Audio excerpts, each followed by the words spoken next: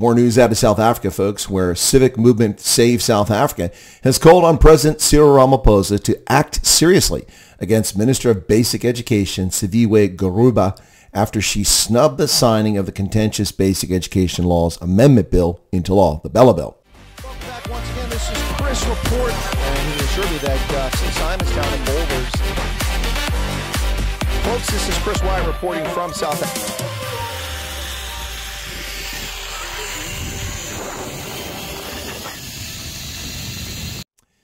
Speaking on Newsroom Africa, Teboho Mashalelopane, Campaigns and Communications Director at Save South Africa, described Gwarube's conduct as arrogant.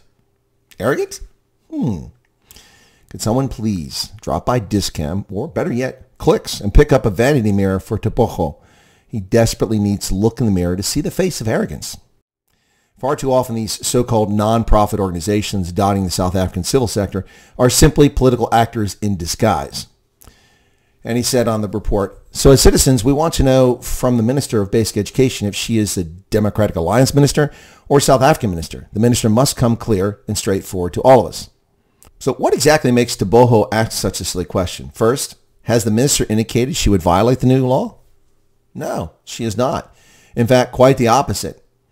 Now, even though she personally dislikes the law, she has publicly stated that as Minister, she will carry it out. Case closed, Teboho. Her absence at the ceremony has no effect on the law. It is her prerogative to not attend, particularly when the president did not order her to be present. Members of a coalition government are not obliged to bow obsequiously before the altar of communism, complete with ululating over the imposition of colonialism of South Africans with the English language. Now, Mashalelopane argued that Save South Africa studied the behavior pattern of the Democratic Alliance and the Government of National Unity. Wow, an entire 2 months you've studied. That's a lot of data, isn't it? And concluded that the political party was feeling more important than the rest of the members of this nonsensical GNU. Study the behavior patterns of the DA? How do these clowns get airtime on networks?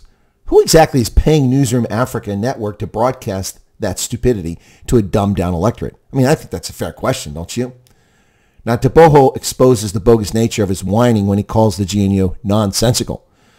Teboho, it's only nonsensical because you represent not South Africans, but the RET, Radical Economic Transformation faction of the ANC, not ordinary folks. That's why it's nonsensical. Now, the only folks that seem to be feeling more important here is the civic movement to save South Africa. Or, more aptly named, the civic movement to impose colonial communism on black Africans. Yeah, let's say that again. Not the civic movement to save South Africa, but the civic movement to impose colonial communism on black Africans. Now, they seem completely oblivious to the reality that the objections are more than simply cultural genocide directed at the Afrikaans language.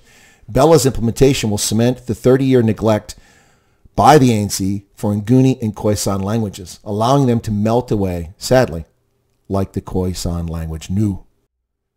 Now, it also criminalizes parents and erects a Soviet-style system of centralization and homogenization of education. Essentially, globalization come home to roost at the expense of Tswana, Venda, Sotho, Swazi, Xhosa, Zulu, Nama, Coloreds, and Afrikaners, to name but a few who will see their culture eviscerated. Mashalelopane added that the DA bullies everybody, including the president. 30% of the vote, 19% of the minister positions. They're bullying people, not a single security cluster ministerial position for the Democratic Alliance. They're not bullying anybody. They don't control justice, the military, intelligence, police. None of that belongs to the DA. So how so? Teboho. He goes on, we further state that the failure by the president to act harshly against Minister Gwarube will set precedent for unruly and undermining behavior. There's no doubt the minister undermined the president, and she did this publicly so, said Mashalelopane.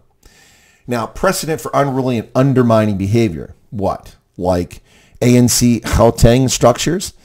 Panyaza Lesufi, perhaps. That's who you're speaking about. Pfft.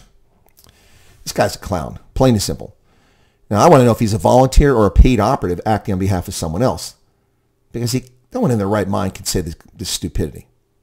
Meanwhile, in a more measured but still wrong-headed response, some teacher unions have slammed Basic Education Minister Siviwe Gwarube for snubbing Friday's ceremony where President Ramaphosa signed the controversial BELA bill. The unions described her failure to attend the event at the union buildings as regrettable and unfortunate, and she should be a servant of all the people and not for a particular grouping. Well, she is a servant of the people, not of the ANC. BELA is highly controversial, and she said she'll implement it. So move on. The issue of the minister boycotting and signing the BELA bill while she is an executive authority of the Department of Basic Education cannot be a normal thing where a minister stands with the party instead of the country's people, SADTU Secretary General Mukwenya Mulukuleka said. He vowed to lobby Ramaphosa and other progressive parties to correct her behavior. She's not a good little slave, is she, huh? She's not a minister of the party. She's a minister for all the people of South Africa, appointed by the president, not by Helen Zille. And you, Mukwenya Mulukuleke, are not a spokesman for 63 million South Africans. For if you were, you too would have grave concerns about a bill designed to obliterate South Africa's ethnic diversity on the altar of globalization with the imposition of English, among other stupid ideas. The South African Democratic Teachers Union, SADTU, said that if Gwarube could not be a minister for all South Africans, she should rather quit. Rather than spew such nonsense, perhaps the aptly named SADTU should read the law and understand what is at stake here. Cultural genocide is at stake. Now, many people are going to say, well, it's unfair because these kids want to learn English. No, they should be allowed to learn in their mother tongue. And it's not Afrikaans-speaking schools' fault that the ANC has squandered 30 years in failing to build proper schools in the Eastern Cape, in KwaZulu-Natal, in Northern Cape, in Limpopo, in Mpumalanga, and places like that where children can learn to be literate in Zulu, Xhosa, Afrikaans, Venda.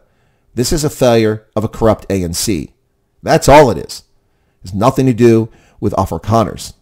They're just one part of it. Wake up and smell the coffee. These are just operatives trying to distort the political landscape. And they're wrong. What say you? Thank you, folks. Kia le bois.